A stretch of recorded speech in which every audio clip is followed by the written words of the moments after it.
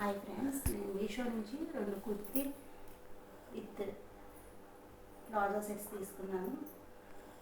2 sets చాలా బాగున్నాయి. ఈ ఫస్ట్ సెట్ వచ్చేసి mehndi green with checks pant, dhoti style pant వచ్చింది.